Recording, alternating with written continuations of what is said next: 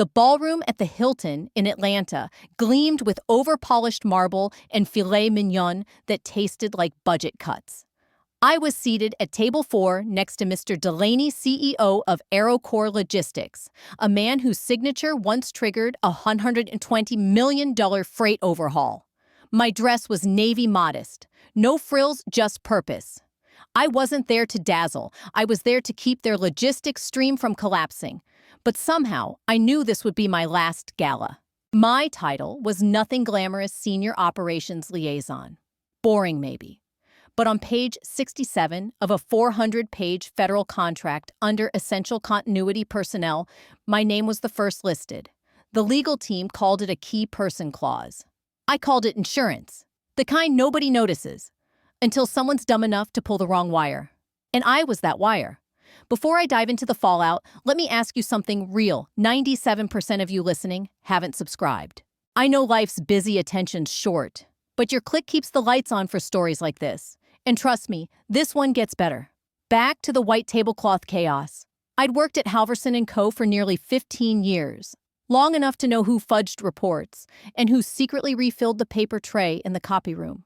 I was there when we still used dial-in codes and printers had names. Every Tuesday, I had standing calls with AeroCore's inventory chiefs. Every Friday, I ran diagnostics on our shipment models, like a surgeon reading scans.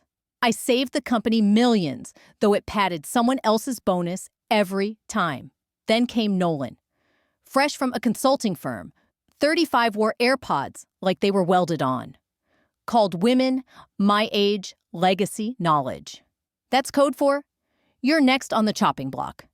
He didn't ask who wrote the protocols or saved AeroCore from its last shipment disaster. He just saw a woman who didn't use gifts and assumed I was a relic. And then the quiet erasure began. Permissions revoked, meeting invites disappeared. Cheryl from finance gone, Ramon from IT reassigned. The pattern was set. I just waited. Clipboard in hand, claws ready. My access started vanishing one Slack tool at a time. Then came the calendar removals. HR stopped replying. The Friday donut order down by 24. It was a quiet erasure. The kind that creeps in like mold behind drywall. You don't notice until your badge won't scan, and nobody offers eye contact in the elevator. So I printed the contract, not the summary. The full, glorious 400-page beast. I highlighted clause 17.4 in yellow and slid it into my tote with the calm of a woman who knows exactly where the tripwire is and waits for someone cocky enough to step on it. And then came the gala. The illusion. The fiddling, while HR Rome burned to the ground. Mr. Delaney leaned toward me over his third bourbon and asked about our Southern onboarding metrics. I answered steady and clean. He didn't need charisma. He needed systems to not collapse. That had been me quietly for 15 years. Across the ballroom, Nolan was performing, laughing a bit too hard with vendors I'd personally onboarded back in 2012. He never looked over, never nodded. Didn't acknowledge I existed, which, to be fair, tracked. Ghosts don't haunt the living until someone realizes they're dead. I stared down at my plate. Cold filet, overcooked, dressed up with microgreens, meant to distract from the absence of flavor. I thought about Cheryl, about Ramon, about everyone who packed up family photos in silence and left with zero severance. And I felt it not fury, not grief. Just this internal cracking, like old wood shifting before the storm hits. Cheryl disappeared first. One Monday, she was just gone. No send-off, no announcement. Just a desk cleared and a sticky note on her monitor that read in neat cursive, they asked for silence. So here it is. The same week, Ramon's calendar went blank. HR said he'd chosen to pursue personal goals. That's the corporate equivalent of saying we ghosted him with benefits. I asked around, quietly, like a woman who's seen too many witch hunts to strike the match herself. No one had answers, or maybe they just didn't want to say them out loud. Nolan had called it the Trim Initiative, said it during an all-hands Zoom, with the same forced smile energy he used for gym selfies captioned, "No days off." Not even for HR. He didn't name names. Just said we were streamlining to align with post-pandemic scaling. Anyone still employed nodded like hostages in a hostage video. Nolan hated legacy. That was his go-to buzzword. Legacy software, legacy workflows, legacy employees. He said it like it was mold. But you know what? He did like LinkedIn engagement.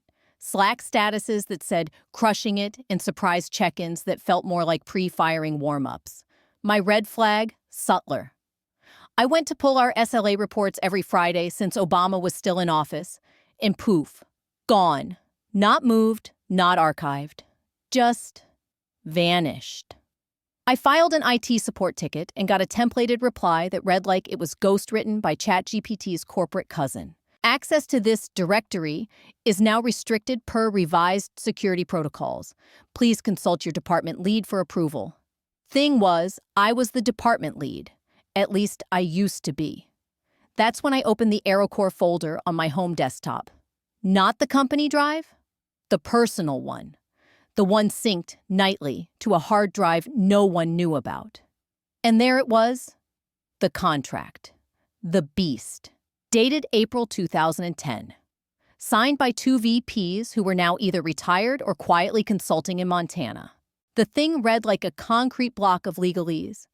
I poured some late-night coffee, grabbed the highlighter, flipped to page 67, clause 17.4, continuity of service provision. The following personnel are designated as essential to this engagement. Any removal by resignation or termination constitutes a breach unless approved by both parties or replaced through mutual consent. There it was, my name, first, in ink. I stared at it like a forgotten obituary, except I wasn't dead. Just deleted by someone too shallow to look past a spreadsheet. That clause was born out of a near fiasco in 2009 when AeroCore's last PM vanished mid-project. Legal swore it would never happen again, and so they etched me into the foundation. Now, all I had to do was let it crack. I folded the page neatly and slid it into the canvas tote I carried to every meeting Nolan never invited me to. A few days later, my dashboard logins began lagging. My monthly metrics review seat quietly removed. My manager, if you could still call him that, replied to my calendar pings with HR-flavored nonsense. We're experimenting with a leaner format this quarter. Appreciate your flexibility. I wasn't being paranoid. I was being erased. The only missing detail was the date they'd chosen for my execution. So I waited, quiet, steady, like a blade behind glass. Nolan, he was already sharpening the scissors, humming some startup anthem while he cut. They say black tie galas are where partnerships are sealed. But that night, all I felt was the thread unraveling. The gown itched like guilt. My heels pinched like missed deadlines. I walked into the ballroom of the Peachtree Regency like a woman stepping onto a sinking ship, smiling for photos while knowing the lifeboats were saved for the bold and the blind. The air smelled like money and fear-old executives with new dates, the clink of overpriced stemware, and laughter that didn't reach anyone's eyes. I'd attended the gala 9 times. Helped design the seating chart, 5 of those. But this time, no planning invite, no dress code memo. I only knew I was coming because Mr. Delaney texted me himself. "You're coming right. I made sure you're at my table." And there he was.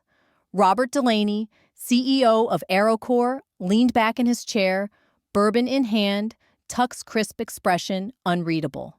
The kind of man who reads federal contracts for entertainment. "Morgan?" He nodded as I sat. "You're the reason we survived the 2011 depot freeze." Don't think I've forgotten. He meant it. Delaney wasn't one for empty flattery. He gave compliments like contraband carefully and only to those who'd earned them. "Just glad we got those scanners deployed in time," I said, folding my napkin, voice steady. My hands colder than the dessert fork. Across the room, Nolan held court, flanked by junior execs I'd trained myself. He never looked my way. If you found even a piece of yourself in my story, go ahead and hit that subscribe button because what happened next? Well, let's just say silence wasn't the end. It was the setup. Not once. It was like I'd already been wiped off the org chart just waiting on IT to make it official. They'd seated me 2 chairs from Delaney near a retired state rep and a director from Fullmark Aerospace. The table was all small talk and polite clinking, but my mind was back in my cubicle where Cheryl kept mints in a little glass jar and Ramon taped comic strips to the side of the printer. Back when team wasn't just something Nolan said, right before slashing half of one, the salad arrived. Arugula, with something floral on top that looked like it belonged in a wedding centerpiece, not on a plate priced at $28. I picked at it. Delaney talked supply chain bottlenecks and trade compliance topics I usually loved. But tonight, it all felt like static, like humming in a burning building. "Your VP's here," he said offhandedly, eyes sliding toward Nolan's table. "Yep," I replied, dry as drywall. "He's very enthusiastic." Delaney raised an eyebrow. Enthusiastic was generous. He didn't press. He didn't need to. Men like him had seen the signs when someone was being phased out. Hell, they'd signed off on it more than once. Still, he watched me. Not with pity, with curiosity, like a man scanning the base of a dam for hairline cracks. The night dragged on choreographed toasts and sparkling discomfort. I answered questions, smiled on cue, made eye contact, laughed when required. All while Nolan avoided looking my way. Not once. No nod, no glance. Not even the accidental kind that signals, "Hey, I remember you. You're the reason our systems didn't implode in 2017. It was like I'd already been deleted cursor blinking where my name used to be. And the thing is, he could have acknowledged me. A simple wave. "Glad you're here, Morgan." But silence is louder when it's intentional. And I knew right then the decision had already been made. I just hadn't been informed yet. Still, I kept my spine straight, clinked my glass with the rest. Because no one sees invisible ink until it stains. And then, my clutch buzzed. Not once. Long. Something was coming. Nolan M., 8:40 p.m. Pack up Monday. We're streamlining. Services are no longer required. No greeting, no punctuation, not even my name. Just services. Like I was a printer cartridge that expired. My stomach didn't drop. My heart didn't race. There was no dramatic gasp, no glass shattering, no orchestra swelling in the background. Just stillness. That strange calm when a blade finally slides free after pressing for too long. I stared at it for 3 seconds. Then, without turning, I angled my phone slightly toward Delaney. He was mid-sip, swirling his bourbon like it held secrets. He paused. Read it once. Then again. No surprise flickered in his eyes. No raised brows. He simply set the glass down, folded his napkin, and leaned forward like he was about to talk shipping logistics. "Do you remember Clause 17? 4, he asked. Low, steady, almost bored. I nodded. He pulled out his phone, some matte black rectangle that looked like it could call a satellite or an attorney.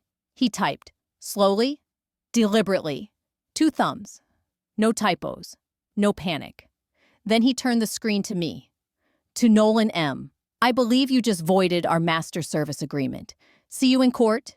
He didn't send it immediately. Instead, he looked at me just once with that same gravity you feel before a storm touches down. "Are you sure you want this?" I didn't blink, just nodded, barely. He tapped send. In that moment, a different kind of silence settled. Not awkward, not ceremonial, but dense. The kind of silence with weight. Somewhere across the ballroom, Nolan's phone buzzed in his jacket. He didn't notice at first. Too busy telling a story that only he found funny. Delaney turned back to his plate, took another sip, picked up his fork. I went back to eating. No fear, no bitterness, just a quiet sense of release, like watching a pressure valve finally twist open after years of strain. It wasn't revenge. It was precision. It wasn't revenge. It was protocol. Nolan thought he was streamlining. What he actually did was trigger a legal landmine designed by people who knew continuity wasn't a buzzword. It was binding. And he just breached it. I didn't need to raise my voice. Didn't need to explain. Nolan had pulled the trigger. I just made sure it was aimed at the right clause. Around the ballroom, nothing changed on the surface. Glasses clinked, forks scraped overpriced steak. But I felt the shift. like barometric pressure before a summer thunderstorm. Across the room, Nolan finally glanced at his phone. His expression didn't collapse. Not yet. But his brow furrowed, his jaw clenched. He stepped back from his cluster of junior execs and headed toward the lobby quicker than usual, minus the swagger. Delaney looked up from the dessert menu. "They're doing creme brulee tonight," he said, like we were talking about rain. "They always burn it," I replied. He grinned wider. "Not the only thing getting torched." And yes, the brulee was scorched textbook, torch overkill, but I ate every bite like I was spooning justice from a sugar-crusted grave. Nolan never returned. His chair sat vacant, napkin, still folded wine untouched. From where I sat, I'd seen him read the message. Seen the moment his shoulders tensed like a string pulled too tight. Then he vanished into the shadows like a man mid-dance, realizing he'd tied his own shoes together. The rest of the gala played out like a wedding after someone says the wrong name at the altar. Coffee was served, speeches dragged. But under it all, you could feel it. That subtle, silent panic ripple. Eyes darted. Phones buzzed more than they should have. PR whispered too loud to finance. A quiet unraveling. And me? I sat like a woman attending her own funeral, dignified, present, and full. When the awards came, I clapped politely. When Nolan's name showed on the donor slide, I sipped my lukewarm coffee and smiled just slightly. Because AeroCore's legal team didn't wait for meetings. By Saturday, they were already digging. And by Monday, the consequences arrived. 8:29 a.m. sharp. Hair neat. Blazer pressed. Contracts still folded in my tote like a loaded file. I nodded to the receptionist on the 12th floor. She didn't look up. That's when I knew it was already over. By 8:37 a.m., Mark from facilities, bless him, showed up at my cubicle holding a flat box and a face full of dread. "Hey, Morgan," he mumbled, eyes fixed on the carpet. "They asked me to help you. Pack." "No need," I said, pulling out the small box I kept under my desk for rotating mugs. "I travel light." I dropped in my charger a stress ball shaped like a forklift, one photo of my niece, and nothing else. I didn't take the 2016 plaque. Let them keep the hollow trophies. I didn't say goodbye. Why turn the living into ghosts? At the security desk, I removed my badge and slid it across the counter. The guard looked confused. They said someone would walk you out. "No need," I said again. The front door opened with a hiss. The parking lot felt too wide. The sun too sharp. But I didn't linger. I didn't cry. I didn't even curse. I got in my car, closed the door, counted to 5. Then my phone buzzed.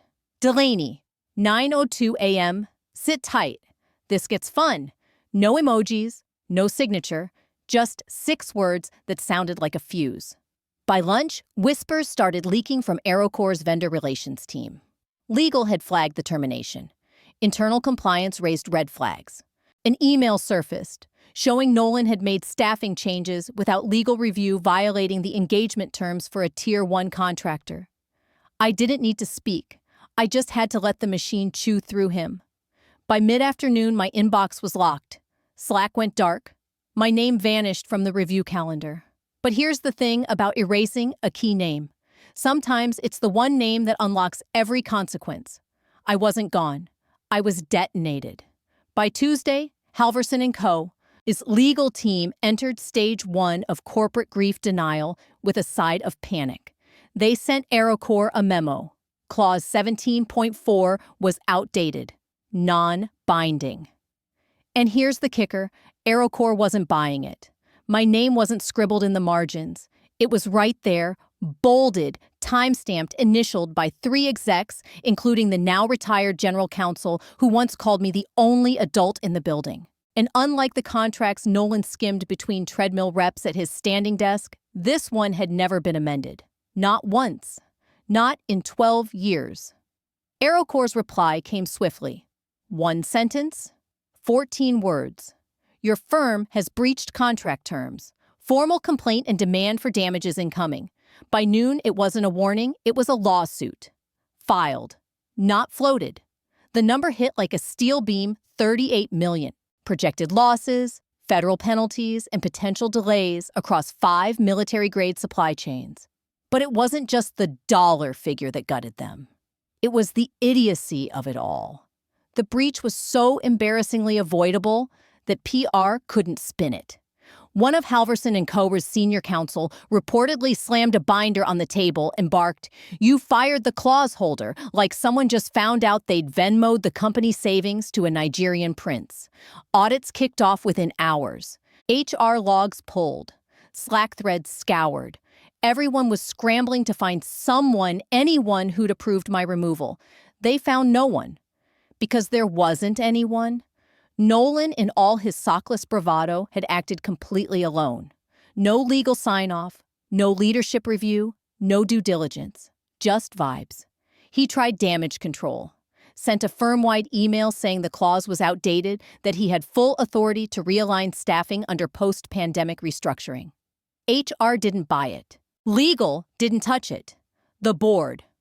They weren't just ignoring him, they were sharpening knives. A week later, an internal thread leaked. Subject who approved firing Morgan.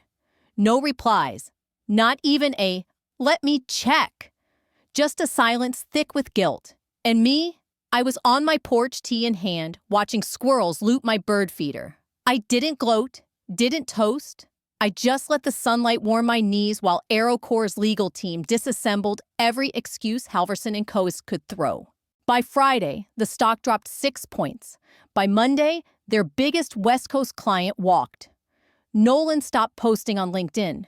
His last update, excited to lead our next phase of growth, now floated like a gravestone over a battlefield he never realized he'd started. No one blamed me.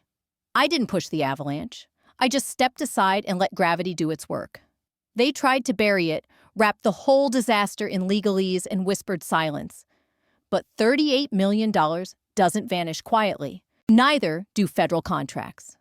By the next Thursday, Halverson and Coma's board was hauled into an emergency meeting that dragged past midnight, the kind where no one touches their Pellegrino and someone ends up weeping into a branded stress ball in the hallway. And then the minutes leaked. Investor reps from 3 major funds demanded heads, not metaphors.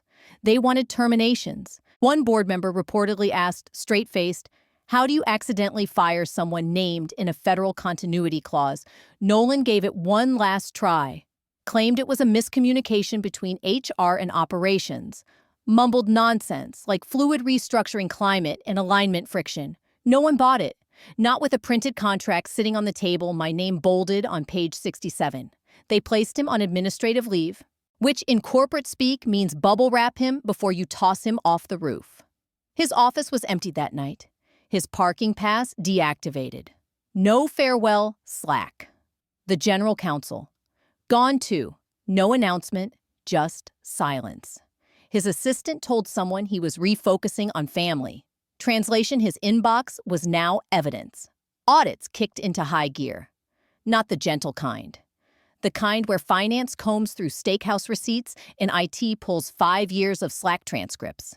Half the firm went silent overnight like rats, realizing there weren't enough lifeboats. And then, the cherry on top. AeroCorps' PR team issued one brutal sentence to the trade press.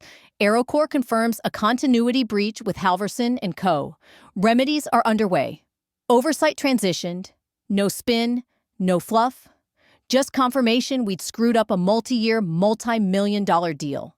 Later that day, buried between a craft store coupon and my niece's fundraiser, came an anonymous email. No subject. You warned them. They didn't listen. That was it. 7 words. But they hit harder than any lawsuit. I sat there rereading it. You warned them? They didn't listen. Thinking about every risk, I flagged every compliance update I filed, every continuity memo that got shelved or repackaged by someone with shinier teeth and less understanding of how freight actually moves. Now, somewhere in a windowless war room, my name was finally being spoken. Not with reverence, not even respect, just regret. It wasn't satisfying. Not exactly. It was quieter than that, heavier. Like watching the porch cave in after years of warning about the termites beneath it. I didn't need applause. Or headlines. just the sound of their panic echoing down the halls I once kept stable. The invitation came by courier, not email.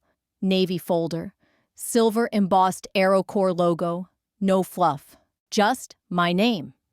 Inside a handwritten card on thick paper lunch. I treat, just us.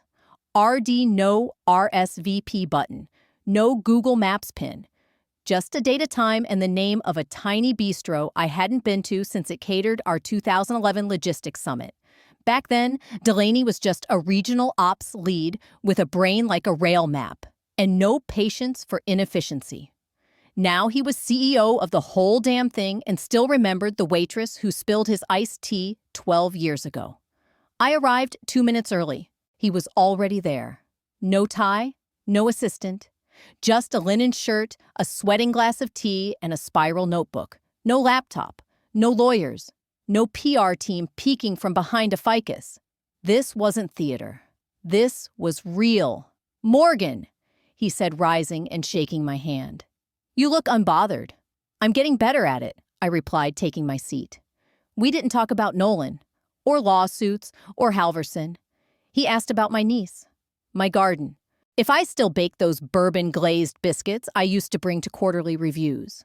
Then he leaned in. "I'm offering you a position," he said. "Director of Continuity. You write the job. You set the terms. I'm not hiring optics," he added. "I'm hiring stability." I waited a beat before answering. "What happened to your current Director of Continuity?" I asked, sipping my water. Delaney smirked. "We were hoping to invent the role with you." He slid a folder across the table, 6 pages, no fluff. No NDAs disguised as burial shrouds. No vague clauses written in disappearing ink. Just clean lines, clear numbers, and a salary that made me blink. Not because it was flashy, but because it was respectful. He watched as I scanned it. "You can take it home," he said. I shook my head, reached into my bag, and pulled out something heavier than it looked, the old AeroCorps contract. Still folded, still marked on page 67. I laid it flat between us and tapped the clause. "Keep this," I said, "just in case your next VP can read." He didn't laugh, just nodded, quiet and serious, like I'd handed him a family heirloom. I turned back to the offer sheet. Everything looked right, except one line. I borrowed his pen and crossed it out. 2 things I said. First, I don't want the word legacy anywhere in my title. I'm not a ghost. I'm not some artifact you dust off when systems collapse. Delaney nodded. "Done. And second, I pick my own successor when the time comes." He blinked, then grinned. "Didn't expect you to be thinking that far ahead." "I always do." We didn't toast, no dramatic signature, no waiter interrupting with cake and applause. Just a deal made in daylight between 2 people who understood the cost of silence. I left the contract on the table. The ink smudged slightly from my thumb. It had done its job. Now it was my turn. They lost it officially by Wednesday. The news slipped into the 3rd paragraph of a Wall Street Journal piece on vendor mismanagement and contract oversight. Halverson and Kofor's name was bolded like shame usually is. AeroCorps had terminated all engagements. No negotiation, no grace period. Just one cold line from legal. This vendor failed to honor continuity obligations and is deemed non-compliant. By noon, the stock fell 11%. By day's end, they were looking at $250 million in projected losses. 2 government audits, 1 canceled aerospace contract, 3 major clients quietly reviewing every line of their engagement terms. Inside Halverson and Coher, chaos took root. The CFO tried to spin it in an internal memo, called it a mutual disengagement. But you can't call it mutual when you're the one holding the smoking gun with your name engraved on the barrel. Nolan's LinkedIn, once a steady drip of gym selfies and buzzword-heavy thought leadership, went dark. Profile photo gone, banner removed. Some said he took a strategic sabbatical. Others claimed he was consulting independently. But insiders knew better. He'd been last seen boxing up his standing desk accessories while HR waited nearby like nightclub bouncers, escorting an intern out of VIP. Whispers trickled through back channels. One VP reportedly muttered during a board meeting, "Next time someone says, Key man clause. I'm tattooing it to my forearm. But by then, I wasn't there. Not on their Slack threads. Not on their call logs.